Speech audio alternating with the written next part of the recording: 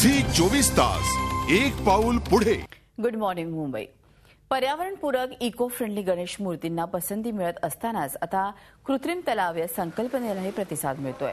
मुंबईत घाटकोपर पश्चिममध्ये पहिल्यांदाच कृत्रिम तलाव बांधला जातोय। त्याचा फायदा परिसरातील 3,500 घरगुती गणेश मूर्तींसाठी होणार आहे।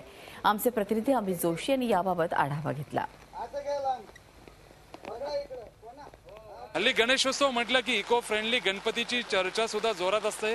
मात्र त्या तुलनेत कृत्रिम तलाव बांधले जात नाहीत किंवा त्याची चर्चा होताना दिसत नाही। मी आता घाटकोपर पश्चिम इथल्या भटवाडी या ठिकाणी बर्वेनगर इथे उभा आहे आणि आपण या ठिकाणी बघू शकताय की कृत्रिम तलाव या ठिकाणी बांधला जात आहे। स्थानिक नगरसेवक आपल्या बरोबर आहेत। नक्की हा कृत्रिम तलाव बांधण्याचं कारण काय, नक्की कुठला संदेश लोकांपर्यंत तुम्ही पोहोचवतात?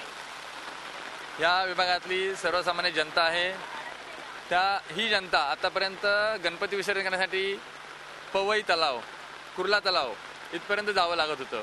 त्यामुळे त्यांच्यावरती होणारा आर्थिक भार हा कमी होण्याचा एक हेतू आहे। वाहतुकीची कोंडी कमी होईल व प्रदूषण टाळण्यासाठी हा उपक्रम आपण हाती घेतलेला आहे। व या ठिकाणी या विभागातील कमीत कमी 3,000 ते 3,500 गणपतीचं विसर्जन केलं जाईल। या ठिकाणी कमीत कमी 4 फुटापर्यंत तरी गणपतीचं विसर्जन होईल।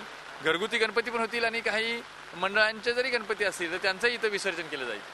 आणि मी तर सर्व जनतेला आवाहन करेल की ह्या कृत्रिम तलावाचा सर्व जनतेने चांगल्या प्रकारे उपयोग करून घेतला पाहिजे।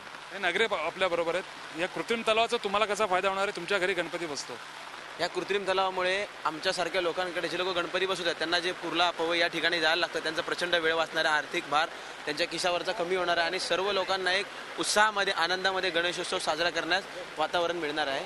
पण बघितलं की या ठिकाणी कृत्रिम तलाव बांधला जात आहे। इको फ्रेंडली गणपतीला ज्या प्रकारे प्रोत्साहन मिळत राहतं, हा कृत्रिम तलाव बांधल्यामुळे सुद्धा एक प्रकारे इको फ्रेंडली गणपतीला सुद्धा एक प्रकारे प्रोत्साहन मिळेल आणि हा संदेश जास्तीत जास्त लोकांपर्यंत पोहोचण्यास मदत होईल।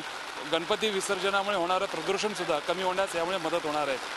झी 24 ताससाठी व्हिडिओ जर्नलिस्ट श्रीनिवास सुरमसह अमित जोशी, मुंबई। झी 24 तास एक पाऊल पुढे।